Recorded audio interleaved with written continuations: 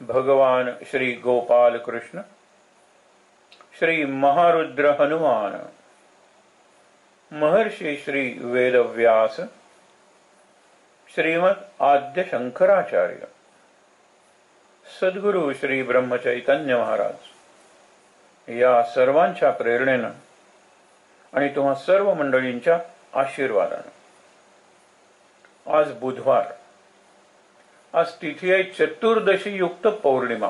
पौर्णिमा तर रात्री सुरू होईल. चतुर्दशी युक्त पौर्णिमा ही संयुक्त तिथी, ही विशेष करून ही तिथी उपासनेला पर्वणी असते. चतुर्दशीपर्यंत आपण बघितले की आपल्या देहात आपण जेवढी प्रगती करू शकतो तिला चतुर्दशीपर्यंत म्हणायचं. आणि नंतर पौर्णिमा किंवा अमावस्या या दोन स्थिती आहेत. पौर्णिमा म्हणजे एका अर्थाने मोक्ष आहे, मुक्ती आहे, विशालता आहे. आणि अमावस्या म्हणजे ती शून्य अवस्था आहे, निर्वाण अवस्था आहे. दोन्हीकडे आपल्याला सद्गुरूंची आवश्यकता असते. म्हणून जर आपण विचार केला तर आजची तिथी उपकारक आहे. आजचा जो दिवस आहे त्याला एक राष्ट्रीय महत्व आहे आणि आंतरराष्ट्रीय म्हणजे जागतिक महत्व आहे. आज भारतात जो दिवस साजरा केला जातो, कदाचित कुठे साजरा केल्या गेल्याचं वाचनात वगैरे काही येत नाही. लव्ह ऑल पीपल, सगळ्यांवर प्रेम करा. द्वेष करायला शिकवावं लागत नाही, प्रेम करायला शिकवावं लागतं. आचरणातून ते दाखवावं लागतं. क्रोध शिकवावं लागत नाही, शांतीसाठी अभ्यास किंवा उपासना करावी लागते. आणि त्यामुळे संसार करायला शिकवावं लागत नाही. ही जनावरं, कुत्री, मांजरी सुद्धा आपापल्या पद्धतीने संसार करतातच. चिमण्या, कावळे वगैरे घरटी वगैरे बांधतात, अंडी, पिलं आणि नंतर पिलांचं पोषण, पिलं हे सगळं करतात. मग माणूस आणि ही इतर जनावरं किंवा इतर प्राणी, पक्षी यांच्यात काय फरक आहे? महत्वाचा फरक आहे की प्रेम, त्याग, सेवा, सहकार्य, सहअनुभूती, सहसंवेदना यासारख्या गोष्टी फक्त माणूस शिकवू शकतो. बाकीच्यांना जे करतात ते अगदी इन्स्टिंक्टिव्ह म्हणतात ना, तसे निसर्गजात पातळीवर असतं, निसर्गाच्या पातळीवर असतं. म्हणजे अनेकांनी असं लिहून ठेवलेलं आहे की एखादा कावळा जर मरून पडला तर बाकीचे सगळे कावळे काव काव करत जमतात, एवढं आपण बघितलेलं असतं. पण एक कावळा जातो, त्याच्या शेजारी काव काव करतो, जणू काही ते आपण जसं हल्ली स्मशानात भाषण करण्याची एक फॅशन आलेली आहे ना, तसा तो काहीतरी भाषण करतो की हा कावळा बरा होता, जातो उडून. दुसरा येतो, हा कावळा छान काळा होता, तो उडून जातो. काय बघा, म्हणजे तिथे जर 10 कावळे असतील ना तर क्रमाक्रमाने जातात. त्यांची ती शोकसंवेदना व्यक्त करण्याची पद्धत असेल. पण त्याच्यात काही फार नाविन्य आहे असं काही नाही. नाविन्य आणि आपण ज्याला सृजनशीलता किंवा सर्जनशीलता म्हणतो, क्रिएटिव्हिटी, नाविन्य म्हणजे नॉव्हेल्टी. कालच्यापेक्षा आज काहीतरी निराळं करूया, पण असं काहीतरी निराळं करूया की जे इतरांना सुचणार सुद्धा नाही, ही क्रिएटिव्हिटी आहे. त्यामुळे काय, माणूस या पातळीवर काम करतो. आणि म्हणून माणसाला जसा द्वेष करू शकतो तसा तो प्रेमही करू शकतो. ठरवलं तर सैतानाचा साधू आणि साधूचा सैतान बनू शकतो. अत्यंत चांगले, आपण अनेक त्या यांच्या गुन्हेगारांच्या वगैरे कथा बघतो ना, की अत्यंत चांगलं कुटुंब होतं आमचं, अत्यंत सर्वांवर आम्ही प्रेम करत होतो. जो आजचा थीम आहे आजच्या दिवसाचा आणि भागवताचा सुद्धा, सगळ्यांवर प्रेम करा. आणि सगळ्यांवर म्हटल्यानंतर त्यांनी लव्ह ऑल पीपल म्हणलेलं आहे, माणसांवर, पण त्याच्यात जनावरं वगैरे सुद्धा आली. सगळ्यांवर प्रेम करा. आणि एक दिवस काय, गुंड आले आणि रात्री सगळ्यांना मारलं. मी खाली पलंगाखाली लपलो म्हणून वाचलो. आणि तेव्हा ठरवलं की या गुंडांना जर धडा शिकवायचा असेल तर आपण सुपर गुंड झालं पाहिजे. त्याला चॉईस आहे की हे सगळं नको असं वाटून कुठेतरी तपश्चर्या करायला निघून जाऊन साधू संत बनण्याची त्याच्यात क्षमता आहे, किंवा अत्यंत दुष्ट खलनायकी असा गुंड बनण्याची क्षमता सुद्धा त्याच्यात आहे. निर्णय आपण कुठला घेतो ते महत्वाचं आहे. आणि त्यासाठी असे जे दिवस असतात ना, ते आपल्याला एक संदेश देतात की आज तरी भूता परस्परे पडो मैत्र जीवाचे. हे आपण काय करूया, जीवनात आणण्याचा प्रयत्न करूया. आज मी कुणाला दुखावणार नाही, एवढं तरी आपल्याला ठरवता येईल. आता आजचा दिवस गेला असं तुम्हाला वाटायचं काही कारण नाही. आज दिवसभर तुम्ही हा जर सकाळी जर हा थीम बघितलात, आणि हे सगळं आपल्याला इंटरनेटवर दिसतं, युट्यूबवर दिसतं, सकाळी बघावं आजच्या दिवसाचा थीम, म्हणजे आजच्या दिवसाची मुख्य कल्पना काय, कुठला दिवस आहे हा, जागतिक कुठला आहे आणि राष्ट्रीय कुठला आहे.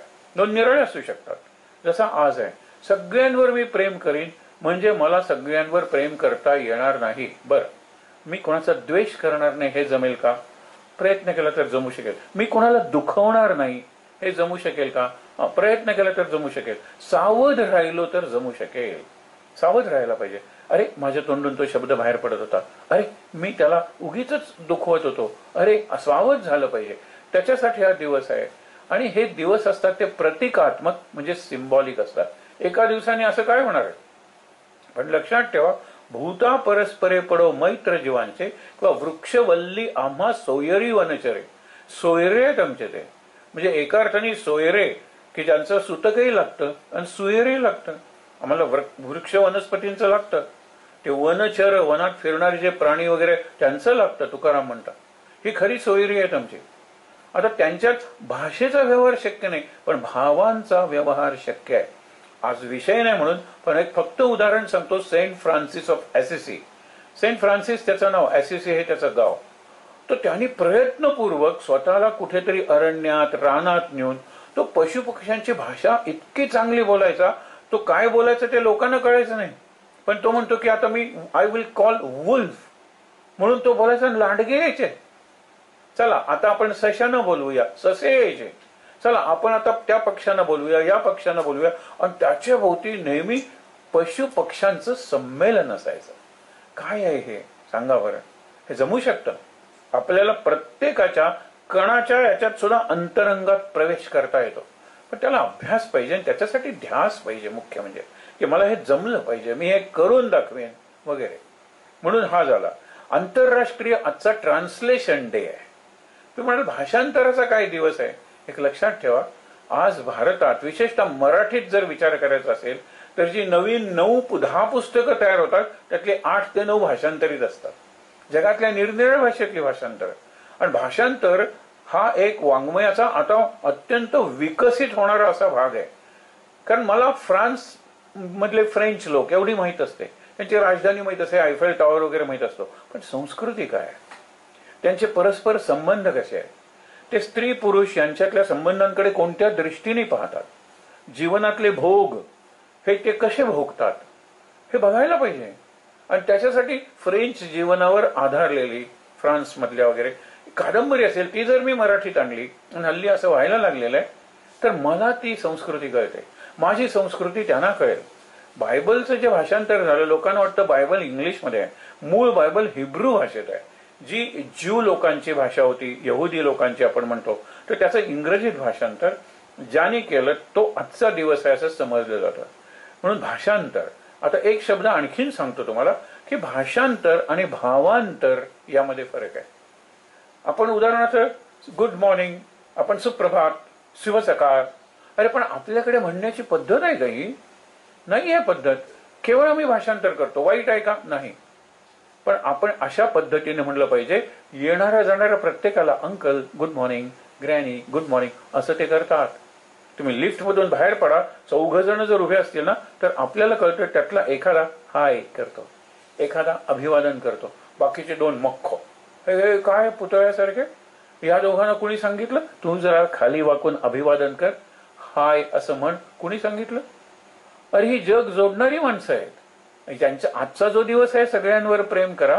अरे सगळ्यांना तुम्ही प्रेमानं, आपण म्हणतो ना, ऍड्रेस करा. आज ऍड्रेस करणं म्हणजे पत्ता नाही, संबोधन करणं. आज कुणी कोणाला प्रेमानं बोलवत नाही. घरात सुद्धा येत नाही का, ऐकू येत नाही का वगैरे वगैरे अशाच पद्धतीने बोलतो. तर हे भाषांतर आहे ना, ते भावांतर झालं पाहिजे. भाव काय आहे, शब्दाला शब्द करून डिक्शनरीच्या उपयोगाने भाषांतर करता येईल. एक उदाहरण तुम्हाला सांगतो, चांगलं उदाहरण आहे आजच्या संदर्भात. पुढे जाऊया की गीतेचं पहिलं भाषांतर इंग्लिशमध्ये वॉरन हेस्टिंग्स या गव्हर्नरनं केलं. तो प्रेमातच पडला. संस्कृत भाषा, संस्कृत ग्रंथ आणि त्याच्यात गीता, हे सगळं बघितल्यानंतर तुम्हाला आश्चर्य वाटेल की आता कोणी शपथ तशी घेत नाही म्हणून. आता गीतेवर हात ठेवून मी शपथ घेतो की खरं आणि खरंच बोलेन अशी कोर्टात घ्यायची ना शपथ, आता घेत नाही. तर ते गीतेवर हात ठेवून का सांगितलं? कारण भागवतावर हात ठेवून सांगितलं तर शैव आहेत ते म्हणतात तो आमचा ग्रंथ नाहीये भारतात. शिवपुराणावर करून किंवा आपण म्हणतो की ओम नमः शिवाय असलेल्या ग्रंथात आम्ही हात लावणार नाही. पण मग गीता हा असा एक ग्रंथ आहे की जो सर्व संप्रदायांना सर्व पंथांना मान्य आहे हे त्यांनी सांगितलं आणि त्यांनी कोर्टात ही पद्धत सुरू केली. अभ्यास केला होता त्यांनी. हा अभ्यास आहे ना, हा भाषांतराचा अभ्यास आहे, पण तसा भावांतराचाही अभ्यास आहे. पुढे त्यांच्यावर एवढा परिणाम झाला की त्यांनी आपलं जीवन पुढे त्या ज्या ग्रंथावर मी करतोय, एक अलीकडचं उदाहरण सांगून आपण पुढे जाऊया. महाभारत जे आहे ते पहिल्यांदा जे आपण जे पहिलं महाभारत म्हणतो ते डॉक्टर राही मसूम रजा, हा तसं म्हटलं तर ते मुस्लिम आहेत, पण त्यातले संवाद हे इतके चांगले संस्कृत प्रचुर आहे. सगळे शब्द संस्कृत वापरण्याचा प्रयत्न त्यात केलेला आहे आणि तरी ते संवाद आपल्याला आवडतात, आपल्या हृदयापर्यंत आणि मस्तकांपर्यंत जाऊन पोहोचतात. तेवढा अभ्यास असेल. आणि पुढे पुढे तर तो म्हणतो की ही जी जीवन पद्धती आहे त्याला हिंदू वगैरे अशी जीवन पद्धती म्हणण्यापेक्षा ही आपली राष्ट्रीय जीवनशैली आहे. रामायण महाभारत हे राष्ट्रीय ग्रंथ आहेत. वाल्मिकी आणि वाल्मिकी आणि व्यास हे राष्ट्रीय हिरोज आहेत, नायक आहेत ते राष्ट्रीय. या धर्माचे आणि त्या धर्माचे काय म्हणतात? गीता हा विश्वधर्म आहे, गीता हा विश्वाचा ग्रंथ आहे. गीतेत जे सांगितलेलं आहे मानवतेला उद्याच्या दृष्टीनं जास्त उपयुक्त आहे. आज तर गीता उपयुक्त आहेच, पण गीतेचं जर अनुसरण आपण केलं तर आपल्याला भवितव्याच्या दृष्टीने त्याचा उपयोग होईल. लक्षात घ्या, हे का सांगतोय? गीतेचं भाषांतर जर झालं आणि भावांतर जर झालं, एक उदाहरण यांचं आहे रवींद्रनाथ टागोरांचं. एक लक्षात घ्या, आपण म्हणतो ना कीट्स नावाचा, जॉन कीट्स नावाचा जसा कवी आहे, W.B. यीट्स नावाचा कवी आहे, तो आला बंगाली भाषा शिकली आणि रवींद्रनाथ टागोरांच्या एकंदर किती अष्टपैलू व्यक्तिमत्व होतं ते. विषय नाही, पुढे जाऊया की प्रेमातच पडला. आणि त्यांची जी गीत अंजली आहे, गीतांजली, ती त्यांनी इंग्रजीमध्ये भाषांतरित केली आणि बऱ्याच ठिकाणी भावांतर इतकं सुंदर झालं. त्या इंग्रजी भावांतराला, भाषांतराला जो आजचा दिवस आहे नोबेल प्राइज मिळालेला आहे. आणि तो इतका तन्मय होऊन जायचा भाषांतर करत. एखादी त्यांची बंगाली अशी रचना घ्यायचा आणि त्याच्यावर विचार करत जायचा. आणि कलकत्ता म्हणजे काय भयंकर लोकसंख्या, आजही सगळ्यात जास्त लोकसंख्या आहे तिथे. फुटपाथवर दुकानं मांडलेली असायची कपड्यांची, खेळण्यांची, आणि हा त्या तल्लीन त्यांची कपडे तुडवत जायचा. आणि मग तो याचा, अरे काय काय थांबा, किती नुकसान झाले ते मला सांगा, मी देतो, पण मी माझा नव्हतो, मी माझ्यात नव्हतो.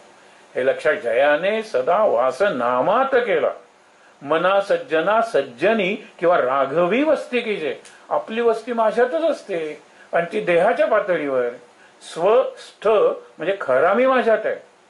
तो म्हणतो मी माझ्यात नव्हतो, कारण का की देहभान नव्हतं. तुझं नुकसान झालं तुम्ही देतो. त्यांनी ते भाषांतर केलं. रवींद्रनाथांनी उदाहरण दिलेलं आहे, इतकं अप्रतिम उदाहरण आहे. तुम्ही लक्षात ठेवा, कलेच्या क्षेत्रात, संगीताच्या क्षेत्रात ह्याचा उपयोग करून घेता येईल तुम्हाला. त्यांनी रवींद्रनाथ म्हणाले की सकाळी मी खिडकी उघडली, डिसेंबरचा महिना होता, थंडी होती, धुकं पसरलेलं होतं आणि थोडंसं दिसत होतं. बागेत गुलाबाची सुंदर फुलं फुललेली होती आणि त्यांच्या अत्यंत कोमल अशा पाकळ्यांवर दवबिंदू होते. आता धुकं हळूहळू हटायला लागलं होतं आणि ते सोनेरी किरण सूर्याचे त्या दवबिंदूवर पडल्यामुळे ते सोनेरी मण्यांसारखे वाटत होते.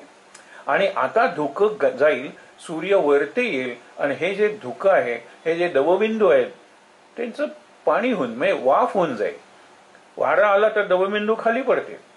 मग आपण काय करूया, दिवसभर या दवबिंदूंचं सौंदर्य, त्याचा आस्वाद घेण्यासाठी हे दवबिंदू जमवूया.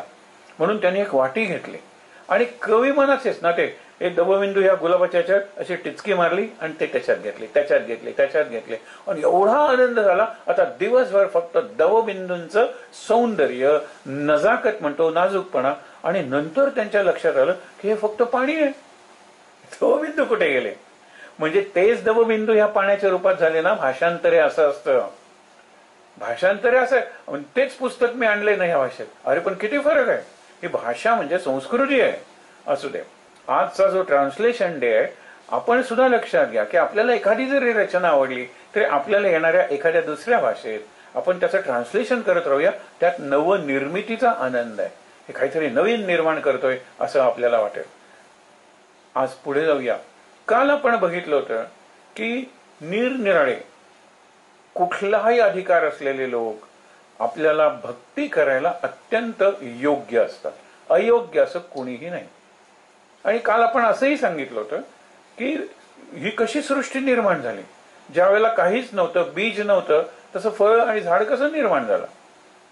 म्हणजे अंडच नव्हतं तर कोंबडं, म्हणजे पहिलं आई वडील नव्हते तर मूल कसं तयार झालं, हा प्रकार आहे ना, हे माहित. मग त्याच्यासाठी निरनिराळ्या थिअरीज म्हणजे आहे. हे कोड आहे की पहिल्यांदा पृथ्वी कशी निर्माण झाली. मग कोणीतरी सांगतात एक मोठा तारा आला आणि तो सूर्याच्या जवळून जाताना सूर्याचा एक भाग आपल्या बरोबर खेचून घेतलं. आपण ज्याला म्हणतो ग्रॅव्हिटेशन, म्हणजे आकर्षण आहे ना ते एक प्रकारचं. तो वेगात निघून गेला तारा, पण सूर्याचा जो भाग सुटला होता त्याचे असे थेंब थेंब थेंब झाले. आपण बादलीतून असं जर पाणी आपल्याभोवती फिरलं तर त्याचे थेंब थेंब थेंब होतात. मग हे निरनिराळे ग्रह झाले आणि ते सूर्याभोवती फिरत राहिले. त्या थेंबाचे आणखीन बारीक थेंब झाले, ते मोठ्या थेंबाभोवती फिरत राहिले. जसा चंद्र पृथ्वीभोवती फिरतो, पृथ्वी सूर्याभोवती फिरते.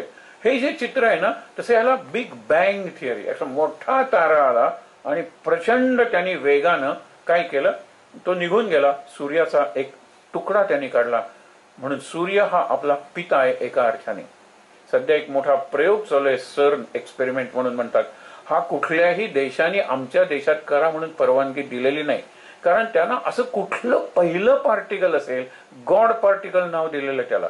आणि बोस नावाच्या शास्त्रज्ञांनी त्याचा शोध लावून त्याला बोसॉन, जसा इलेक्ट्रॉन न्यूट्रॉन आपण म्हणतो ना, तसं बोसॉन त्याला म्हणतात किंवा गॉड पार्टिकल. त्याचा पहिला जो प्रयोग होता ना तो यशस्वी नाही झाला, पण ती पद्धती योग्य होती. आणि म्हणून काय 3 देश आहेत स्वित्झर्लंड वगैरे, त्या देशांच्या सीमारेषेवर ही लॅबोरेटरी काढलेली आहे. एक मोठ्याच्या लांब मोठं टनल आहे आणि प्रचंड वेगाने ते सोडायचे असतात. आपण इलेक्ट्रॉन्स वगैरे म्हणतो ते, आणि ते आदळतात आणि त्यातून एक नवीन पार्टिकल तयार झाला तर तो गॉड पार्टिकल असेल का, अशा प्रकारचा काहीतरी तो प्रयोग आहे. पण माणूस पहिल्यांदा कसं निर्माण झाला, जीव पहिल्यांदा कशी निर्माण झाली, पृथ्वीवरची सृष्टी, हे कोण आहे माणसाला. आणि म्हणून त्यांनी निरनिराळे सिद्धांत मांडलेले आहेत. एक सिद्धांत सांगूया पुढे, कारण आपल्याला हे सगळं भागवतात वाचायचं आहे. आणि जे डिस्क्रिप्टिव्ह असतं लक्षात ठेवा, ते वाचून आपल्याला समजतं. आणि जे कथन करण्याच्या योग्य असतं त्याची कथा बनते, नॅरेटिव्ह आपण ज्याला म्हणतो ते. म्हणून राजांच्या कथा, निरनिराळ्या संतांच्या कथा हे सांगायच्या असतात, कथन. पण पृथ्वी कशी निर्माण झाली, पृथ्वीवर सृष्टी कशी निर्माण झाली, 10 प्रकारच्या सृष्टी कशा, हे आपण वाचून अभ्यास करून नोट्स काढून फार चांगलं आपल्याला समजून घेता येतं. पण त्यांचा सुद्धा थिअरी म्हणजे हा एक सिद्धांत आहे, हाच सिद्धांत असं काही म्हणता येणार नाही. एक उदाहरण फक्त सांगतो. आपल्याकडे जरा स्वातंत्र्य पूर्वीही होतं, आजही आहे. पण आज स्वातंत्र्य म्हणजे स्वैराचार हा अर्थ आहे, फ्रीडम ऑफ एक्सप्रेशन. मी वाटेल त्याशिवाय तुला देईन. अरे त्याला काहीतरी पातळी पाहिजे, त्याला काहीतरी संदर्भ पाहिजे. विचार करा. तर हे मी उदाहरण का सांगतोय तुम्हाला, की गॅलिलिओ हा तिकडचा एक काही शतकांपूर्वीचा संशोधक की ज्यांनी दुर्बीण शोधून काढली आणि दुर्बिणीतून दूर दूर पाहायला लागला. आणि त्यांनी काय सांगितलं माहिती आहे ना, की सूर्य स्थिर आहे आणि पृथ्वी आणि इतर ग्रह सूर्याभोवती फिरतात. बायबलमध्ये निराळं सांगितलंय. याला म्हणतात हेलिओसेंट्रिक. हेलिओस म्हणजे सूर्य, हेलिओसेंट्रिक कन्सेप्ट. आणि त्यांचा जिओसेंट्रिक कन्सेप्ट. माणूस हा ईश्वराने निर्माण केलेला आहे, ईश्वराने निर्माण करून त्याला पृथ्वीवर पाठवला, किंवा तो इतका परफेक्ट आहे त्यामुळे पृथ्वी हा मध्य असला पाहिजे आणि बाकीचं सगळं विश्व आहे ते पृथ्वीभोवती फिरतं. हा सिद्धांत बरोबर त्यांनी सांगितला नाही. पृथ्वी हा एक सामान्य ग्रह आहे. आज सूर्याच्या भोवती आपण सगळे फिरतोय आणि आपल्यापेक्षा मोठे ग्रह, त्याच्यावर जीवसृष्टी नसेल पण आहेत ना आपल्याच या सौरमालेत, त्याला माफी मागायला लावली. त्याला रिकॅन्ट, म्हणजे मी म्हणलंय ते खोटं आहे, मी म्हणलंय ते सगळं परत घेतो, त्याला रिकॅन्टिंग म्हणतात. ते करायला लावलं. सगळे लोक जमले आणि लोक जमल्यानंतर त्याने गुडघ्यावर जाऊन क्षमा मागितली मी ते सांगितल्याबद्दल. आणि नंतर तो येतो परत आणि आपल्या एका मित्राच्या किंवा असलेल्या खूप लोक त्याच्या कानात पुटपुटतो, मी जरी क्षमा मागितली तरी लक्षात ठेव पृथ्वी सूर्याभोवतीच फिरणार आहे. ते कसं बदलेल, म्हणजे मला क्षमा मागांना मला ठारच मारलं असतं तुम्ही, असं नाहीये. म्हणून जर विचार केला तर ती एक सिद्धांत आहे. दुसरा चार्ल्स डार्विन, डार्विनिझम, हे सायन्सच्या पुस्तकात असतं. तेव्हा त्यांनी बोटीवरून गेला, निरनिराळी झाडं जमवली. आपण जो अवतारांचा जो विषय करणार आहे त्याची प्रस्तावना समजायला हरकत नाही एका अर्थाने. आणि ती हाडं त्यांनी जोडली आणि त्याच्या लक्षात आलं की हे फार जुनं हाड आहे, हे त्याच्या मनाने नवीन. आणि मग त्यांनी शोध लावला की पहिला जीव निर्माण झाला पाण्यात, नंतर पाणी आणि जमीन, नंतर फक्त जमिनीवर, नंतर हवेत, नंतर अंडी घालणारे प्राणी, आणि नंतर मुलाला म्हणजे आपण यंग वन म्हणतो ना, तर त्याला जीव देणारे सस्तन प्राणी. आणि असं करत करत शेवटी सगळ्यात माणूस. तिथे तो सांगायला विसरलेला नाहीये की शेपूट नसलेली माकडं आणि त्या माकडांपासून माणूस, असं मी सांगितलंय कारण मधला मला सांगाडा मिळाला नाही, मला हाडच मिळाली नाहीत मधली. पण there is a missing link. कारण माणूस आणि माकड यांच्यात किती फरक आहे. किती तुम्ही चिंपांझी, गोरिला, ओरांगोटांग ही शेपूट नसलेली जवळजवळ माकडं आहेत, त्यातल्या त्यात बुद्धिमान आहेत. पण माणूस काय बुद्धिमान आहे हो. तुम्ही कसं म्हणू शकता माकडापासून माणूस झाला. मंकी मॅन आपण जे म्हणतो ते मध्ये मिसिंग लिंक असेल असं त्यांनी सांगितलेलं आहे. आपला सिद्धांत जरा निराळ्या पद्धतीचा आहे की पहिल्यांदा फक्त ओंकार होता किंवा परमात्मा होता, परब्रह्म होतं. त्याला एकाकी न रमते, त्याला कंटाळा आला. काय सगळीकडे आपणच व्यापून राहिलेलो आहे. म्हणून त्याने आपल्यातून एकोहम बहुश्याम प्रजायेय, माझ्यातूनच मी प्रजा निर्माण करतो, दुसरं काहीच नाहीये. माती असेल ना तर कुंभार निरनिराळ्या प्रकारची मडकी बनवेल. हे कंटाळाला, आज आणखीन जरा त्रिकोणी मडकं बनवूया, तो बनवू शकेल. माती आहे, पाणी आहे आणि तो आहे. सोनाराला सुद्धा नवीन नवीन डिझाईन्स काढतात, त्याचा अर्थ काय, आधीच्या पेक्षा नवीन. सुतार नवीन नवीन, शिंपी नवीन नवीन. हे जे नवीन नवीन येतं ना, लक्षात ठेवा, त्याच्यामागे ही प्रेरणा असते. कंटाळा आलेला आहे त्याचा. आणि म्हणून विचार करण्यासारख्या गोष्टी आहेत. हे फॅशन आहेत ना, त्या कधी कधी चुकातूनही फॅशन होतात आणि मग त्या फॅशन्स करंट होतात. बर्नार्ड शॉनी याच्यावर एकच वाक्य तुम्हाला सांगतो, फार चांगलं केलेलं आहे. तो शिंप्याकडे गेला नेहमीच्या आणि शर्ट शिवायला दिला होता आणि त्यांनी शिलाई मागितली. तो म्हणतो नेहमीपेक्षा तू जास्त शिलाई मागितलीस. तो म्हणतो पण फॅशनेबल आहे ना हा शर्ट, मग त्या फॅशनचे पैसे नकोत का. तो म्हणतो कोणती फॅशन केली, आधीच्या शर्ट्सना पॉकेट होता, खिसा, याला खिसा नाहीये. खिसा नाहीये म्हणून जास्त शिलाई आहे, कारण हे फॅशन आहे. तो विनोदी पद्धतीने सांगत होता. पण अशा गोष्टी असतात. तर हा जो सगळा विचार आहे की पहिल्यांदा काहीच नव्हतं, त्यांनी निर्माण केलं. मग कसं निर्माण झालं, पहिल्यांदा आकाश. आपण म्हणतो ना, आकाशाचे जे धर्म आहेत किंवा गुणधर्म आहेत ते परब्रह्माच्या जवळचे आहेत. जवळचे आहेत म्हणजे परब्रह्म आकाशाला सुद्धा व्यापून आहे. तर ते जवळ आणि दूर काय सांगता तुम्ही, इथेही आहे परब्रह्म, अगदी अनंत कोटी ब्रह्मांड त्या अंतरावर सुद्धा आहे ना ते परब्रह्म. म्हणून लक्षात घेऊया की त्याच्यातून पहिल्यांदा आकाश निर्माण झालं. आकाशातून आपण म्हणतो वारा निर्माण झाला, वाऱ्यातून अग्नी निर्माण झाला, अग्नीतून पाणी निर्माण झालं, पाण्यातून माती किंवा आपण पृथ्वी निर्माण झाली आणि ते पंचमहाभूत झाली. मग तरी सुद्धा पंचमहाभूत होती म्हणजे जड होती, त्याच्यात काही जीवन नव्हतं, चैतन्य नव्हतं. मग त्रिगुण निर्माण झाले, सत्व रज तम किंवा तम रज आणि सत्व. हे पंचमहाभूत आणि हे 3 गुण मिळून अष्टधा, 8 निरनिराळ्या प्रकारची अशी प्रकृती निर्माण झाली. आणि या अष्टधा प्रकृतीमुळे इतकी निरनिराळी सृष्टी, इतके निरनिराळे प्राणी आणि इतके निरनिराळे माणसंच म्हणील ना तरी त्यांचे स्वभाव. अष्टधा प्रकृती असली तरी सुद्धा जुळीच अगदी आयडेंटिकल ट्विन्स म्हणतात, त्यांच्यात सुद्धा थोडा फरक असतो. एरवी एकाच आई वडिलांची 3 मुलं असतील तर तिघांचे चेहरे आपण म्हणतो हा मातृमुखी आहे, हा पितृमुखी आहे आणि तिसरा तो निराळाच मुखी निघतो. मुद्दा काय आहे की इतकी जी डायव्हर्सिटी आहे ना, अष्टधा प्रकृती असू दे, हा एक सिद्धांत आहे, अशी ती निर्माण झाली. डार्विनने सांगितले त्याला उत्क्रांती म्हणतात, म्हणजे इव्होल्युशन. आणि हे अनेकांना मान्य आहे. विवेकानंद सुद्धा म्हणायचे की क्रमविकासवाद किंवा उत्क्रांतीवाद म्हणजेच रिव्होल्युशन म्हणजे सडन चेंज आणि इव्होल्युशन म्हणजे इतका स्लो चेंज आहे की पहिल्यांदा मासा पाण्यात आणि कासव पाण्यात आणि जमिनीवर हे करायला लाखो वर्ष मध्ये गेली असतील.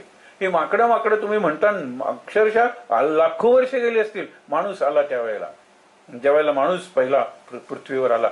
हे भागवतात निराळ्या पद्धतीने सांगितलेलं आहे की आपण ही जी सृष्टी केलेली आहे त्याचे प्रकार सांगितलेले आहेत. मग पहिली मानस सृष्टी ब्रह्मदेवानी निर्माण केली आणि तो आपला आजचा विषय इथून सुरू होतो की पहिलं दाम्पत्य कुठलं असेल. आपल्याला वाटतं हे पहिलं दाम्पत्य काळाच्या ओघात आपण सहज म्हणायचं, पण अशी अनेक दाम्पत्य असते. आपण म्हणतो की आमचा मूळ ऋषी तो, आम्ही त्याला गोत्र म्हणतो आणि ते आमचं गोत्र आहे, तो ऋषी, त्याच्यापासून आमची परंपरा सुरू झाली. ठीक आहे ना. वसिष्ठ हे सप्तर्षी आहेत, ते निर्माण केलेले आहेत. म्हणून वसिष्ठांचा मुलगा शक्तींचा आपण म्हणतो पराशर ऋषी, पराशरांचे पराशर म्हणजे व्यासांचे शुकमुनी, आणि शिष्याला जर आपण चांगल्या शिष्याला जर पुत्र मानला तर शुकमुनींचे परीक्षित, आणि परीक्षितानंतर आपण जे आज भागवत ऐकतोय. म्हणजे अशी आपली परंपरा सांगता येईल. म्हणजे पहिल्यांदा परब्रह्म, मग तुम्हाला ब्रह्मा विष्णू महेश म्हणायचं असेल चालेल. वसिष्ठ हे राम कृष्ण आपण म्हणूया, म्हणजे तो विष्णूच आहे. आपली वैष्णव परंपरा आहे. म्हणजे आदि नारायण म्हणजे परब्रह्म, नारायण म्हणजे विष्णू आकार धारण केला. नंतर वसिष्ठ आत्ता सांगितलं शक्ती, त्यांचा मुलगा शक्ती पराशर व्यास शुकमुनींचा परीक्षित, मुलगा नाही पण शिष्य, आणि परीक्षिताचे आपण प्रतिनिधी आहोत. कारण आपण मरणशील आहोत, मरणाधीन आहोत, मर्त्य आहोत. म्हणजे निर्माण झालेलं मरणार आहे, आपणही मरणार आहोत. लक्षात घ्या. म्हणून जर विचार केला की दाम्पत्य आहेत ना, त्यांच्या काही कथा म्हणजे वैशिष्ट्य आलेली आहेत. आपण फक्त एक असा मुद्दा बघणार आहोत. त्याच्यापूर्वी लक्षात घ्या की त्यांनी काय सांगितलेलं आहे की जीवन चांगलं कोणाचं. आपण आता कसा माणूस झाला, नंतर माणूस कसा पहिल्यांदा तो पशुतुल्यच होता, नंतर म्हणजे तो जनावरांची शिकार करायचा, कच्चं मांस खायचा, नंतर अग्नीचा शोध लागला, मग भाजून मांस खायला लागला. नंतर त्याला काय कोणाच एक गटात होतो, पहिल्यांदा कळप होता जनावरांचा, त्यावेळेला त्यांच्या अंगावर एकही वस्त्र नसायचं, पण कुणाच्याच नसायचं म्हणून लाज वगैरे हा प्रकार नव्हता. नंतर एक गट आला, ज्याला आपण हळूहळू समाज, समूह, समुदाय असं म्हणायला लागलो. त्यावेळेला मग वस्त्र म्हणजे काय, जनावरांची जी कातडी होती तीच नेसायचे. असं करत करत हे पुढे पुढे सुधारत गेलं. अवतारांच्या कथांच्या वेळेला आपण हा मुद्दा जरा विस्ताराने पाहणार आहोत. पण लक्षात ठेवा, कुठलाही माणूस असला, कुठल्याही धर्माचा, संस्कृतीतला, देशातला, कोणत्याही काळातला, अंते नारायण स्मृती भागवताचा सिद्धांत आहे की शेवटी नारायणाची त्याला स्मृती झाली का. आपण अजामेळाचं उदाहरण बघितलंय, ते त्यांनी अर्थवाद फॉर एक्झाम्पल दिलेला आहे. पण आपल्याला नारायण म्हणजे कुठलाही देव, कुठलाही संत, कुठलाही सद्गुरू, महाराज, स्वामी, साईनाथा असं म्हणत जर आपण शेवटचा श्वास सोडला तर आपलं जीवन कृतार्थ झालं असं म्हणतात. कारण अगदी श्वासाला नाम म्हणत असल्याशिवाय शेवटच्या श्वासाला नाम येणार नाही. आपण कितीतरी उदाहरणं बघितलेली आहेत की शेवटच्या श्वासाला पतन होतं, तिथपर्यंत अगदी तो चांगलं म्हणत असतो, एकदम प्रपंच आठवतो, संसार आठवतो, अरे ही गोष्ट करायची राहिलेली आहे ते आठवतं, आणि तेवढ्यात त्याचा प्राण जातो. अशा कितीतरी गोष्टी आहेत, पुढेही येतील. पण विचार करा, त्याचे उलटही घडतं. खटवांग नावाचा राजा आहे, त्याला काय आता तो अशा अवस्थेत आहे की 2 तासात मरणार आहे. एकदम विचार येतो की आयुष्यभर मी भोग भोगले, या राज्याचा भोग घेतला, आणि नंतर माझ्या मुलांकडे सगळी व्यवस्था सोपवून आता मी मरणारच आहे, मला कोणी वाचवू शकणार नाहीये. राजवैद्यांनी सांगितलेलं आहे की आता असाध्य आहे, आम्हाला फक्त किती तास ते जगतील किंवा त्यांचे किती श्वास उरलेत तेवढेच आम्ही त्यातल्या त्यात सांगू शकतो. मग तो म्हणतो की आता मुक्त व्हायला काय अधिकार आहे. तो राजपुरोहिताला बोलवतो आणि त्याला सांगतो की मी आता मुक्त होऊ शकेन काय. मनातून तुम्ही आतून जर सुटलात ना तर होऊ शकाल. 2 तास म्हणजे खूप वेळ आहे. त्याला आतुर संन्यास म्हणतात. विद्वत संन्यास आहे, आतुर संन्यास आहे, मरकट संन्यास आहे. आणि आपण स्मशान संन्यास म्हणतो ना की स्मशानात गेल्यानंतर जीवनात काही अर्थ नाहीये, आल्यानंतर काय या जीवनावर शतदा प्रेम करावे असं आपण म्हणतो. शिकतच नाही. पुन्हा स्मशानात कोणतरी गेल्यानंतर काही खरं नाही. म्हातारी वयाचं दुःख नाही, पण काय सोकावतो हो हे सगळं तत्वज्ञान. घरात आलो, भोगात रमलो की सगळं विसरलं जातं. म्हणून परवा आपण मुद्दा मांडला होता, करोनापासून बाकी काही शिकवत न शिकवत, करोना आणि कोविड मी शिकणार आहे की एक म्हणजे जीवनाची अनिश्चितता, अनियमितता ही इतकी मला आतून कळायला पाहिजे. आपण ज्याला सिक्युरिटी म्हणतो, सुरक्षितता, कोण सुरक्षित आहे सांगा बरं. जवळजवळ सगळ्या देशांचे पंतप्रधान, काय आपले पंतप्रधान सोडा, पण आपले अनेक मंत्री त्यांना झालेले आहेत, मुख्यमंत्री झालेले आहेत, निरनिराळे पोलीस आले, डॉक्टर झालेले आहेत, काळजी घेऊन सुद्धा झालेले आहेत. बाय चॉईस कोणी झालेलं नाही. मला करोना ये रे मला मार, आ बैल मुझे मार म्हणतो ना, ये मला हो, असं नाही कोणी म्हणलेलं, तरी झालेलं आहे. म्हणून सुरक्षितता, सिक्युरिटी, अनिश्चितता, अनसर्टन्टी आणि अनियमितता म्हणजे इरेग्युलॅरिटी, कोणाला तो अधीन येईल सांगता येत नाही. अरे एखादा अगदी आजोबा वाचतात पण तरणा बांड नातू जातो, आजोबांना उलट डायबेटीस वगैरे असतो, हा जातो, गणित नाही आहे त्याचं. म्हणून एक्सपेरिमेंटच चाललेले आहेत. विचार करा.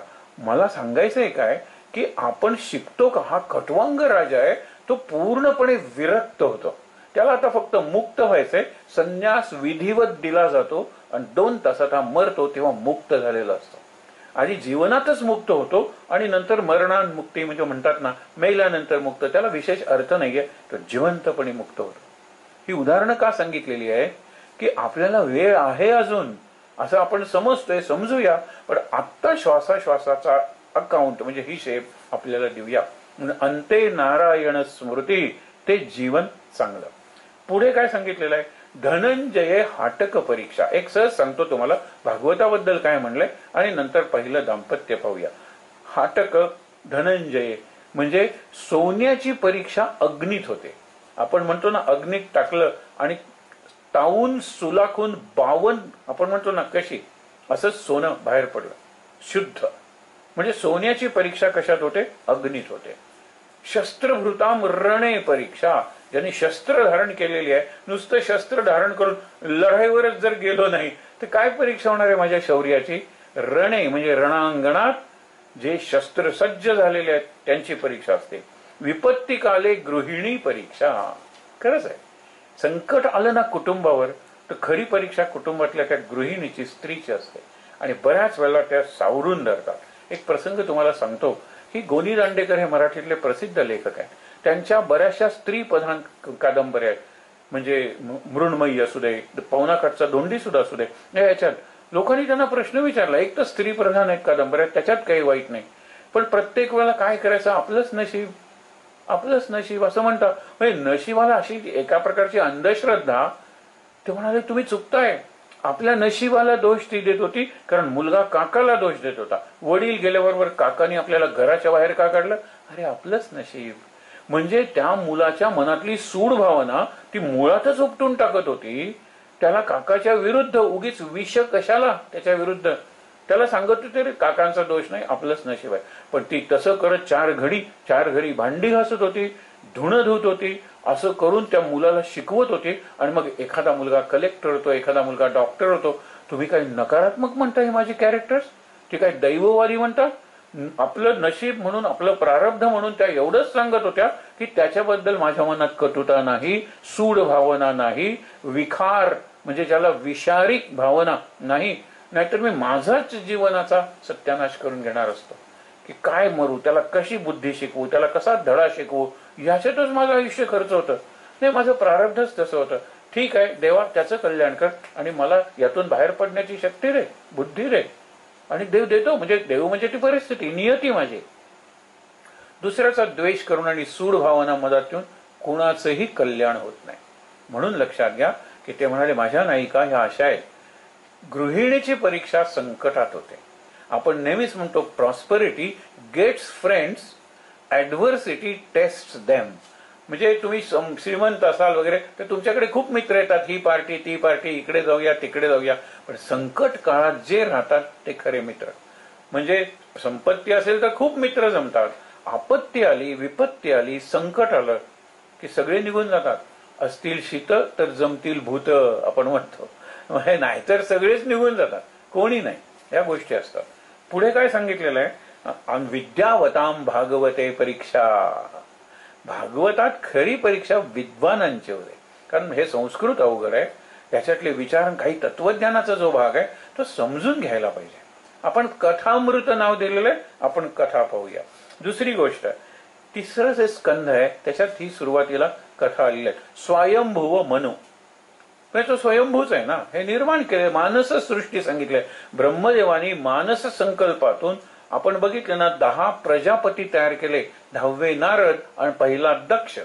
नारद म्हणाले मला प्रजेत वगैरे प्रजोत्पादनात रस नाहीये. आणि मग आपण बघितलं की शाप दिला, तू सतत स्त्रियांच्या गरडात राहशील आणि सतत विषयांच्या म्हणजे भोगाच्या गोष्टी बोलशील. आणि मग तो शाप झाला तर गंधर्व झाले वगैरे, आपण ते बघितलेलं आहे नारदांच्या चरित्राच्या वेळेला. दक्षाची कथा आपण पुढे बघणार आहोत. हे 10 प्रजापती निर्माण केले, सप्तर्षी ऋषी झाले तयार, आणि नंतर त्यांना कन्या झाल्या, जोडपी तयार केली. त्या ज्या कन्या होत्या ना, त्या कन्या सुद्धा त्यांनी सांगितलं दक्षाने की मला 2 मुलं झाली. नारद आले आणि नारदांनी त्या मुलांना विरक्तीचा असा उपदेश केला आणि ते निघून गेले.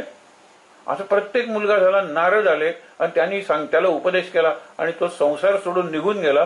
तर मी संसार वृक्ष किंवा संसार वेल वाढवू कसा? ब्रह्मदेवानी सांगितलेलं आहे मुलींकडून वाढव रे. आज काय आपण मुलगा मुलगा मुलगा करतो, मुलींकडून काय वाढत नाही. अरे ज्यांनी लग्न केलेलं नाही त्याचे शिष्य, हे जे ज्ञानेश्वर वगैरे सारखे आहेत त्यांचे शिष्य म्हणजे वारकरी वगैरे ही मुलं आहेत त्यांची. केवढी मुलं आहेत, केवढा संसार आहे त्या लोकांचा. समर्थांनी छोटा प्रपंच सोडला, ते भोवल्यावरून पळून गेले म्हणतो. अरे पण राष्ट्राचा प्रपंच केला, उघड आहे, हा महत्वाचा भाग आहे. आणि राष्ट्राचा प्रपंच करण्यासाठी थोडा सोडावाच लागतो प्रपंच. ज्यावेळेला पत्नीने विचारलं होतं सावरकरांना, त्यांचे उद्गार आहेत, तुला काही कावळ्या चिमण्यांसारख्या काठी काठी जमवून त्याच्यात घरटं वगैरे तयार करून असा संसार मी करावा वाटतं काय? मोठ्या विश्वाचा संसार मी करणार आहे. ती त्यांची प्रेरणा होती. म्हणून प्रपंच सगळ्या पंचमहाभूतातून विश्व निर्माण झाले, तो प्रपंचच आहे की. तर हा विचार करूया. म्हणून स्वयंभुव मनू, पहिल्यांदा तो त्यांनी मनू असं काहीतरी निर्माण केलं हे मानायलाच पाहिजे ना.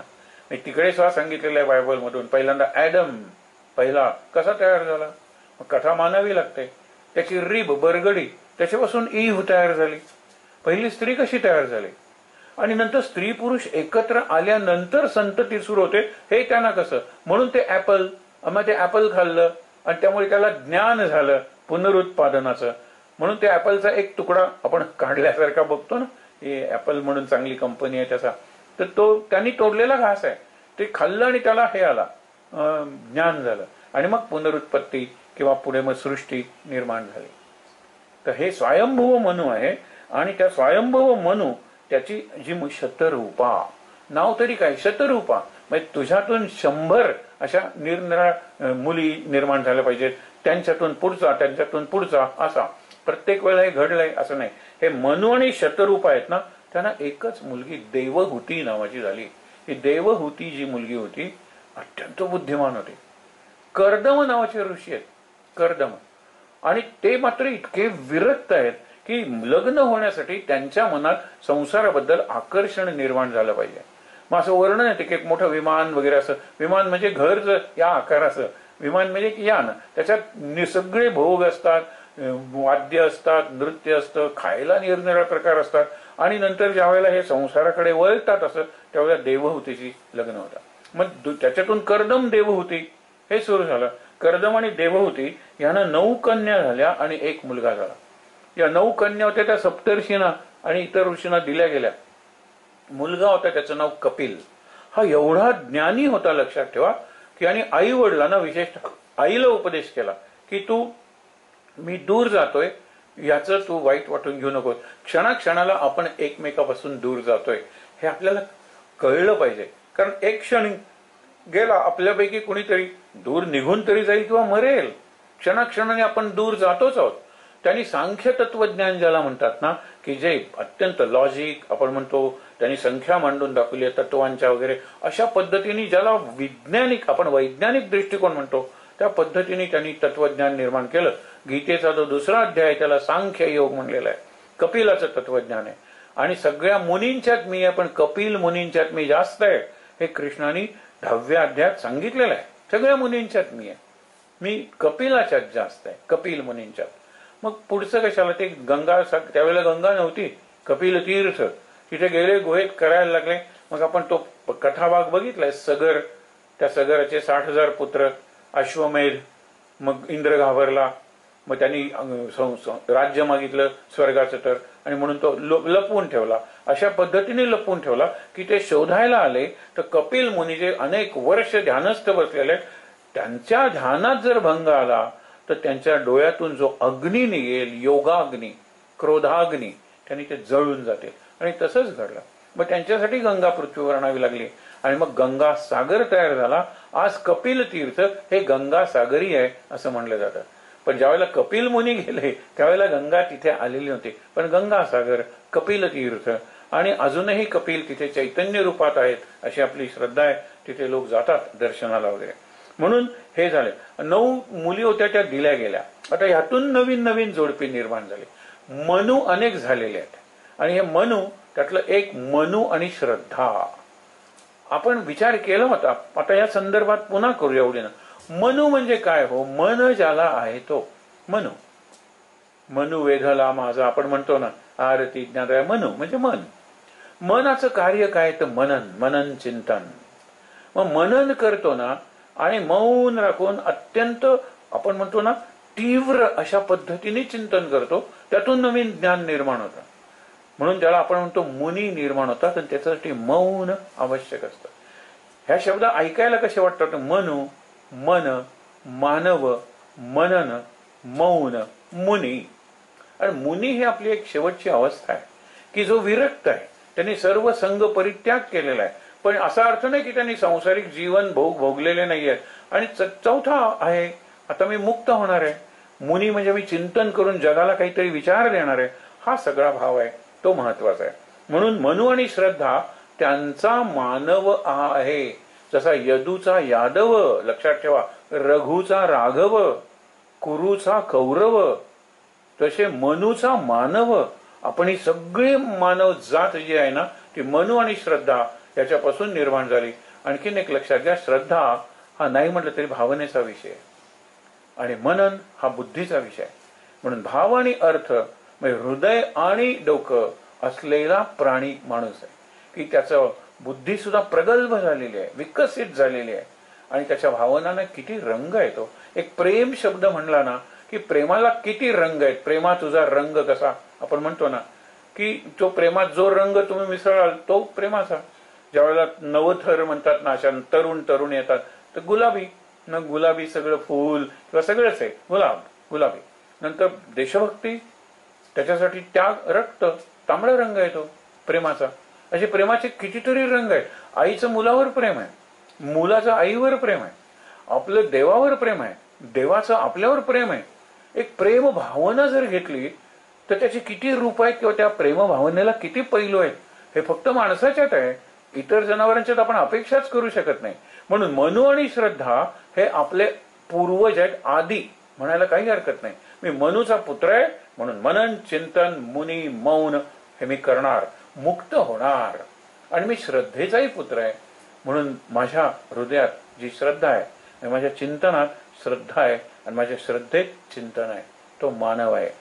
आपण आज फार तर्क करता करता अंतःप्रज्ञा विसरलेला आहे. ऋषींनी कोणती साधनं नसताना किती अवकाश संशोधन केलं, निसर्गातली किती रहस्य ऋषींनी आपल्याला सांगितली.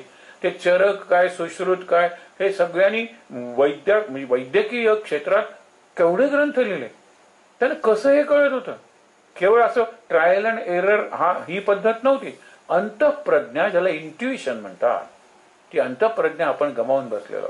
आपली फक्त तर्कप्रज्ञा, मला ते तसं का बोलले असते, तुम्ही तसं का बोलला, भांडणच होतात फक्त.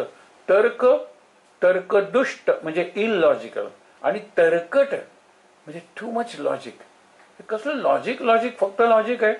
तर्क पांगुळला तर पुढे तो ब्रह्माचा किंवा याचा प्रांत सुरू होतो. फक्त तर्क करून काही होणार नाही. तुकडे करतो, तर्क तुकडे करतो. हे आहे अनालाइज, फक्त अनालाइज करायचं, सिंथेसाइज नाही करायचं. हा मानवजात इतक्या जातीत आणि इतक्या वंशात विभागलेली आहे. अरे बरोबर ना, पण सगळे मिळून एक मानवजात होते हे का नाही सांगत? आणि तो आपला फोकसच गेलेला आहे. प्रत्येक राष्ट्र दुसऱ्या राष्ट्राच्या विरोधातच उभे जणू काय. इतकं कशाला? भारतातला जर विचार केला तर अनेक राज्य जवळजवळ हे एक ह्याच्या विरोधात, ते त्याच्या विरोधात, ते कधी भाषा, कधी नदीचं पाणी, कधी नोकऱ्या, कधी हे असंच आहे. हे कसलं जग सांगा बरं? कसला देश आहे, कसला समाज आहे आणि कसली संस्कृती आहे? म्हणून मनू आणि श्रद्धाची आपण संतान आहोत. मनू आणि शतरूपा त्यांनी विकास केला. देवहूती कर्दम, मग त्यांना 9 कन्या आणि त्या सप्तर्षींना दिल्या गेल्या. ही काही कुटुंब बघायला पाहिजे. वसिष्ठ आपल्याला माहित आहे सप्तर्षीतलं, आणि अरुंधती या कुटुंबाचा केवढा अधिकार आहे हो. आपण काही कथा बघितल्या होत्या, पण एक बघा की सप्तर्षीमध्ये वसिष्ठ आहेत, पण बाकी पत्नी कुणाच्याही नाही आहे. अगस्ती लोपामुद्रा आहे, अत्री अनसूया आहे. अत्री अनसूयेच्या पोटी तर दत्तात्रेयांचा जन्म झालेला आहे म्हणतो ना आपण, पण तरी सुद्धा अनसूयेला स्थान नाहीये तिथे, वसिष्ठ अरुंधतीला आहे. कारण आदर्श जोडपं कसं असावं, सांसारिक जीवन केवळ वैवाहिक नाही तर आपलं सांसारिक कौटुंबिक जीवन कसं असावं याचं उत्कृष्ट उदाहरण, आदर्श उदाहरण म्हणजे वसिष्ठ अरुंधती. त्यांच्या काय आश्रमात कमी लोक नव्हते, अनेक राजपुत्र सुद्धा होते. त्या सगळ्यांच्या जेवणाची वगैरे सगळी व्यवस्था करावी लागायची. अरुंधती ही त्यांच्या सगळ्यात असायची, त्या सगळ्या व्यापात असायची. आणि सगळं उरकल्यानंतर तुम्हाला मागे सांगितलं होतं आणि मागे हेही सांगितलं होतं, आज पुन्हा पाहूया की आपल्या दैनंदिन जीवनात असं असलं पाहिजे की 15 दिवस आपण दोघ जण, नवरा बायको किंवा भाऊ बहीण किंवा पती पत्नी किंवा त्यांचे बाकीचे नातेवाईक कोण जर असतील तर 15 मिनिटं शुद्ध गप्पा मारल्या पाहिजेत. आणि शुद्ध गप्पा आपण जवळजवळ हद्दपार केलेत आपल्या जीवनातून, म्हणून मनावर तो ताण निर्माण होतो. आणि ताण मुक्त व्हायचा असेल त्याला स्ट्रेस बस्टिंग म्हणतात किंवा डिस्ट्रेसिंग म्हणतात. गप्पा हे किती सुंदर आहे हो. पूर्वी गप्पांची गुऱ्हाळ चालायची, म्हणजे आपण म्हणतो ना की यांचं जेवण 15 मिनिटात संपलंय, पण हात अजून धुतलेले नाही, 3 तास झालेले आहेत. इतकं आपल्याला जमणार नाही, कारण आपल्याला एवढा वेळ नाहीये. पण शुद्ध गप्पा, मग शुद्ध गप्पा म्हणजे काय, त्याच्यात दुसरं काही आणायचं नाही. 15 मिनिटं अगदी ठरवून बसा, 15 मिनिटं शुद्ध गप्पा. 15 मिनिटाचा अलार्म लावा, बाकी सगळे तुमचे मोबाईल ते सायलंट मोडवर टाका. 15 मिनिटं सुद्धा मला मोबाईल शिवाय राहता येत नाहीये. आणि गप्पा मार. आम्ही 4थीत होतो तेव्हा काय होतं माहित आहे का, एक सुरुवात करेल. आम्ही जी चड्डी घालायचो ना त्याला वरून बंद असायचे, रस्त्यात गळून पडली तर. इलॅस्टिक नव्हतं त्यावेळेला. बघा आता आमच्या वेळेला इलॅस्टिक इतकं घट्ट असतं की बऱ्याच वेळा सोडायची म्हणलं तरी सुद्धा आईची मदत घ्यावी लागते, पण आम्हाला वरून बंद लावावी लागत नाही. अरे सांगतो, दप्तर नेतोयस, आता तू 5वीत गेलाय, सांभाळून ने. दप्तर म्हणजे स्कूल बॅग.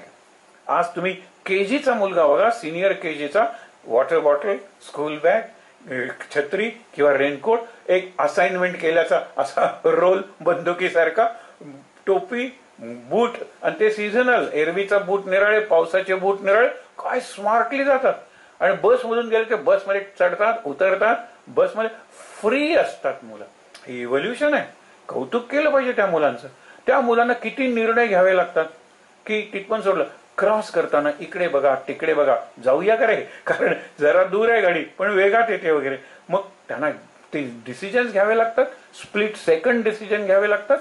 बघा आज आपली जी मुलं आहेत त्यांच्या मनावर हा जो ताण आहे ना, तो जर दूर करायचा असेल तर घरात आलेल्या पोराचं अगदी स्वागत केलं पाहिजे. जसा 14 वर्षानंतर राम आणि 13 वर्षानंतर पांडव, अर्थात पांडवांचं तसं स्वागत झालं नाही, युद्धानंतर झालं, पण रामाचं झालं ना, मुलाचं करायला पाहिजे स्वागत. मुलगा म्हणतो आई शाळेतला बघूया रे नंतर, काय दिसतोयस तू, अरे जा गेलास त्याच्यापेक्षा टवटवीत कसा, तू गेला होतास ना त्यावेळेला आमचा मुलगा होता राजकुमार कसा होऊन आला, मुकुट कुठे आहे तुझ्या डोक्यावरचा, वगैरे वगैरे. बोला ना, 1 मिनिट लागतं, पण that child should feel special. मी कोणीतरी आजही एक मुलाची कुटुंब झालेली आहे, त्याला वाटलं पाहिजे की घरात आल्यानंतर, नाहीतर आपण कसं स्वागत करतो. आता बघा, बूट इकडे टाका तिकडे टाका, टाकतोच, एक पूर्वेला एक पश्चिमेला. आता तिकडे बॅग फेकतोय कशी, बघा बघा बघा, तोही बॅग फेकतो. विचार करूया ना आपण. एक प्रसंग घडलेला आहे, जेवायला बसल्यानंतर बघा आता येतील ना आमचे चिरंजीव, तिकडे आज जातील, शर्ट इकडे, पॅन्ट तिकडे, इकडे सगळं. तुम्ही सांगा एकदा त्याला. तो म्हटलं सांगून बघूया. त्यांनी काय सांगितलं माहित आहे ना, की काका किंवा सर मला हे आवडेल, पण माझा हात पोचेल अशी एकही खुंटी किंवा असा एकही खेळा नाहीये घरात. मी अडकवू कुठे शर्ट, मी अडकवू कुठे पॅन्ट, अशी एकही कोणी मी कुठे नाही ना. त्यावेळेला त्याच्या लक्षात आलं, अरे आपण उगीच त्याला याच्यावर चढायचं नाही, वरती एक आहे पण नाही चढायचं. हे काय तुम्ही तुमच्या हाताला येईल असं लावलेलं आहे सगळं, आणि माझ्याकडून ही अपेक्षा करता नाही. विचार करा. हे जर आपल्याला कळलं तर भागवत आपल्याला समजलं. पुढे आहेत ना, आता सांगत होतं ते कुटुंब. पहिलं कुटुंब स्वयंभुव मनु आणि शतरूपा, नंतर मनु आणि श्रद्धा, नंतर आपण म्हणतो देवहूती, कर्दम त्यांच्या मुली, आणि नंतर अत्री, अनसूया, आपण वसिष्ठ, अरुंधती बघत होतो. तर अरुंधती आपल्या पतीवरचं प्रेम, पतीची सेवा, आपल्याकडे येणाऱ्या जाणाऱ्यांचं आतिथ्य, हे सगळं बघितल्यानंतर त्या दोघांना तिथे स्थान मिळालेलं आहे. पतंगासारखे, असा पतंग त्याला शेपटी असे ते सप्तर्षी असतात. आणि त्या सप्तर्षीत लक्षात ठेवा, ध्रुव अरुंधती न्याय विषय वाढवत नाही, पण विवेकानंदांचा आवडता न्याय आहे की ध्रुव तारा बाबा मला दाखवा, असं मुलांनी म्हणल्यानंतर आज रात्री बघूया. तर झाल्यानंतर आजी मागून हसते, आज पौर्णिमा आहे, काय दाखवणार. त्या बाबाला माहितीही नाही की अमावस्येला तारे चांगले दिसतात किंवा दुसऱ्या पक्षात तारे चांगले दिसतात. हा म्हणतो आज दाखवतो ना तुला तारे, काय दिसणार आहेत पौर्णिमेला तारे, विचार करा.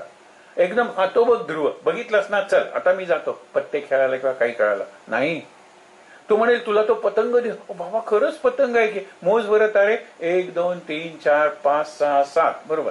मग तो पतंगाचं शेपूट सुरू होतं, त्याच्या शेजारी आणखीन एक तारा दिसतो का, हो म्हणला जरा डिम आहे, बरोबर.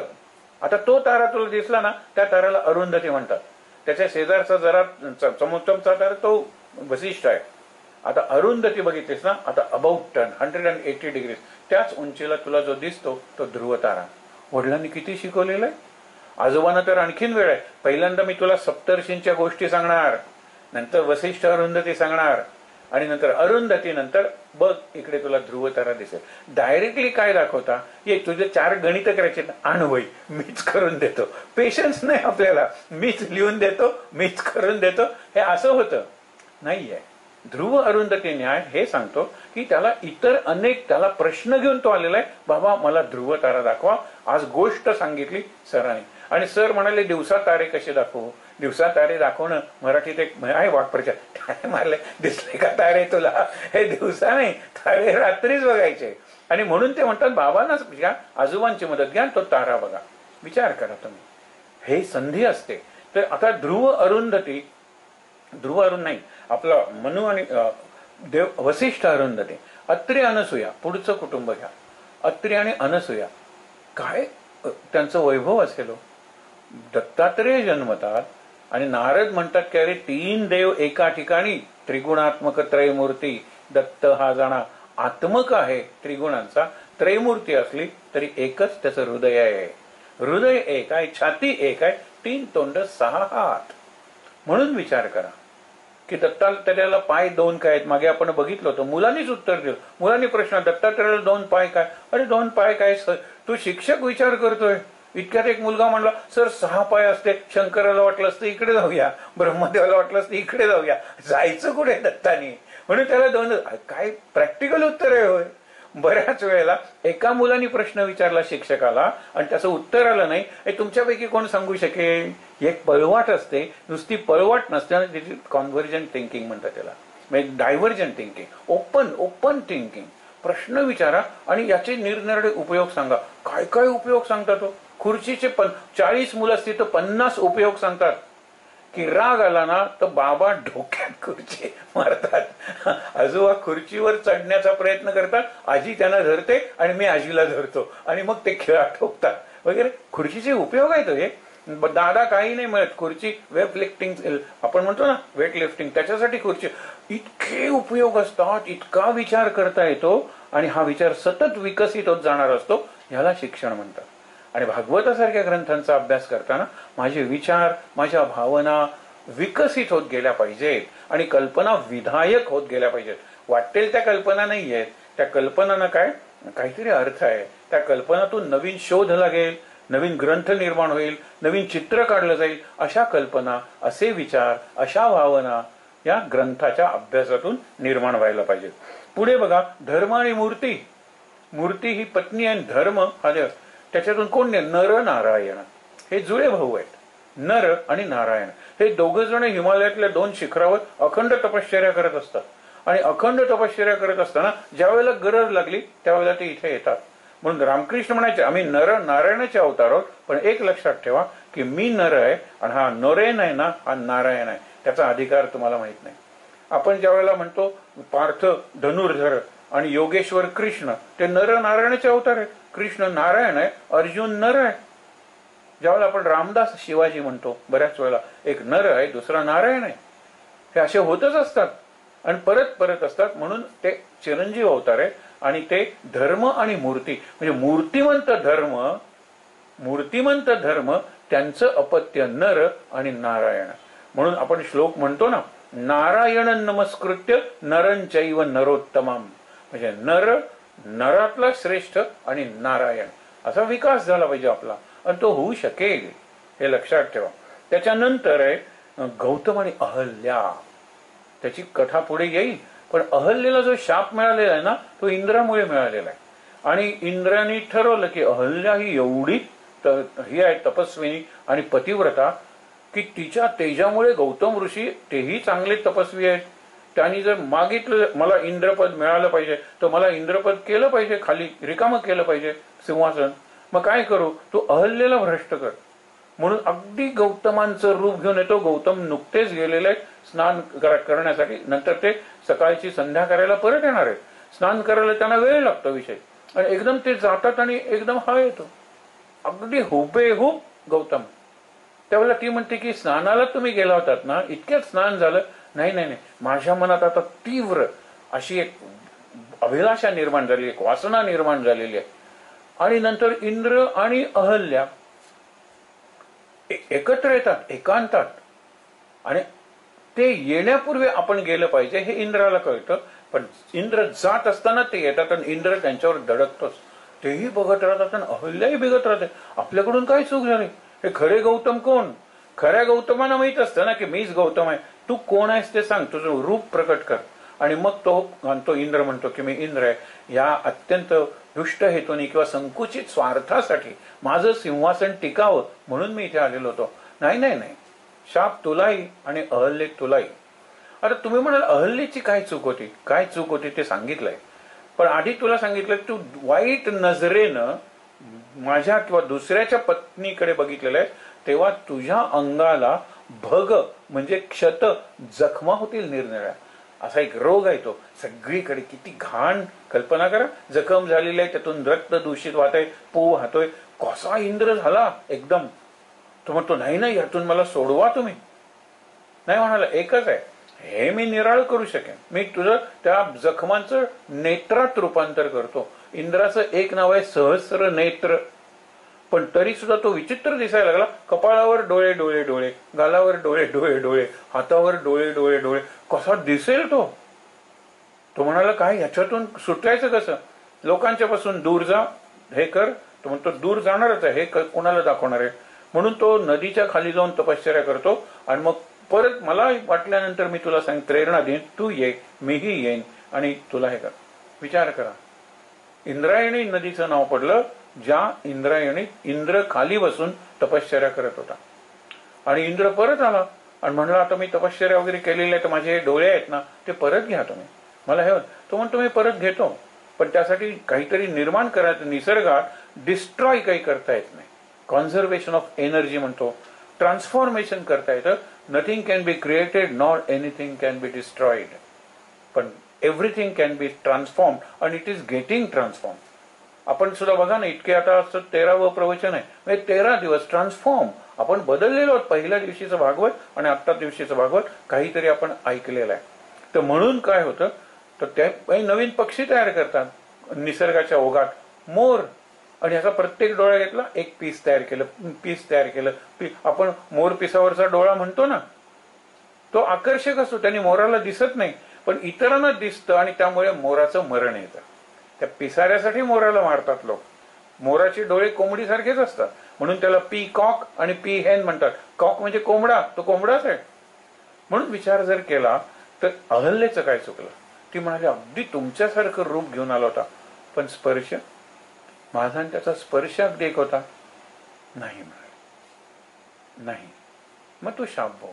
मग भस्मशाहीने आणि कशा पाषाणवत दगड वगैरे झाला, या निराळ्या कथा आहेत. पण ठीक आहे, आपण म्हणून पाषाणासारखी राहा, इकडे तिकडे कुठेही जाऊ नको. आणि भस्मशाहीने म्हणजे एखादा निखारा असतो, जळणारा कोल, बर्निंग कोल, उजव म्हणतो आपण त्याला, किंवा विस्तव, त्याच्यावर राख साठते की नाही. भस्मशाहीने एकदम पाय पडला तर तो खाली असतो निखारा, पाय भासतो सुद्धा, पण वरून सगळी राख असते. अशी भस्मशाईनी पाषाणवत हो राम अवतारात. त्याच्या पदस्पर्शाने किंवा त्याच्या दर्शनाने तुझा उद्धार होईल आणि त्यावेळेला मी परत येईन आणि तुझा स्वीकार करेन. त्याप्रमाणे अहल्येचा उद्धार आणि ते परत येतात. आणि त्या दोघांचा जो मुलगा असतो शतानंद, तो आपण विदेह नगरीचा राजा जनक, त्या जनकाचा राजपुरोहित असतो, तोही तिथे येतो. आपल्या आई पुन्हा आपल्यात आली म्हणून सगळ्यांना आनंद होतो. आणि तो शतानंद रामाचं लग्न लावतो. लक्षात ठेवा की ज्या रामाच्या मुळे आईचा उद्धार झाला, पुनरुज्जीवन झालं, त्या रामाचा विवाह, सगळे राम आणि लक्ष्मण वगैरेंचे विवाह हा शतानंद लावतो विदेह नगरीत किंवा मिथिलेत. आणखीनही काही कुटुंब आहेत, आपण ती कथा उद्या बघणार आहोत. पण लक्षात ठेवा ही दाम्पत्य जी आहेत ना, एकत्र आल्यानंतर जी नवनिर्मिती होते, नवीन सृष्टी निर्माण होते आणि त्यातून पुढे संतती म्हणजे संतत चालणारा हा आपण म्हणतो सर्जनाचा म्हणजे निर्माणाचा, नवनिर्माणाचा प्रवाह सुरू राहतो. आपण सुद्धा त्या प्रवाहातली एक लाट आहोत किंवा एक बुडबुड आहोत. ज्याच्यावर चिंतन करत आज थांबूया. विवेकानंद म्हणाले महासागर आहे हा, त्याच्यावरची आपण एक लाट आहोत. पण लाट सागराची आहे. लक्षात ठेवा सागराचा भाग आहे, अभिन्न भाग. मी त्या परमात्म्याचा अंश असलो तरी एक दिवस मी परमात्मा होऊ शकेन, या आत्मविश्वासाने आणि प्रार्थना करत त्यासाठी आज थांबूया. शांत.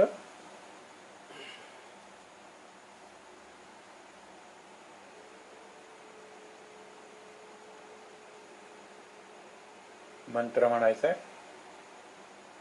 श्री कृष्ण गोविंद हरे मुरारे, श्री कृष्ण गोविंद हरे मुरारे, हे नाथ नारायण वासुदेव, हे नाथ नारायण वासुदेव, श्री कृष्ण गोविंद हरे मुरारे, श्री कृष्ण गोविंद हरे मुरारे, हे नाथ नारायण वासुदेव, हे नाथ नारायण वासुदेव, श्री कृष्ण गोविंद हरे मुरारे, श्री कृष्ण गोविंद हरे मुरारे, हे नाथ नारायण वासुदेव, हे नाथ नारायण वासुदेव, श्री कृष्ण गोविंद हरे मुरारे, श्री कृष्ण गोविंद हरे मुरारे, हे नाथ नारायण वासुदेव,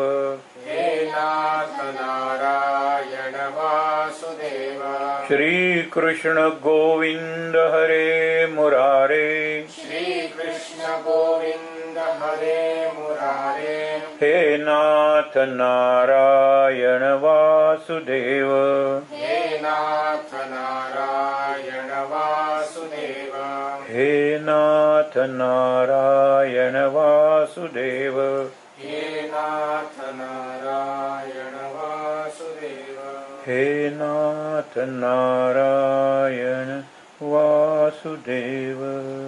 हे नाथ नारायण वासुदेव. भगवान श्री गोपाल कृष्ण महाराज की जय. शांत. शक्ती मंत्र म्हणूया.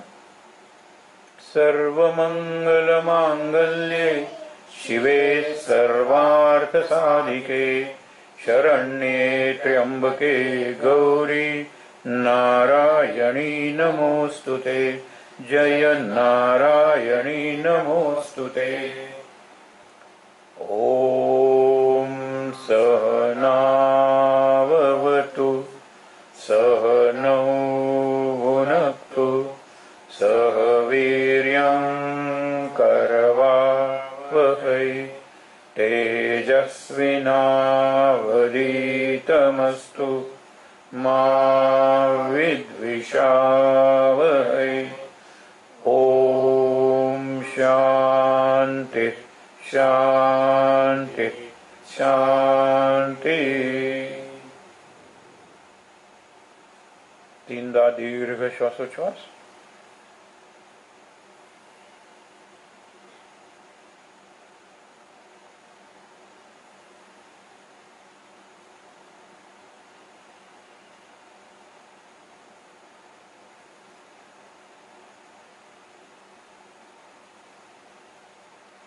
हातावर हात चोळून चेहऱ्यावर आणि डोळ्यांवर चोळूया.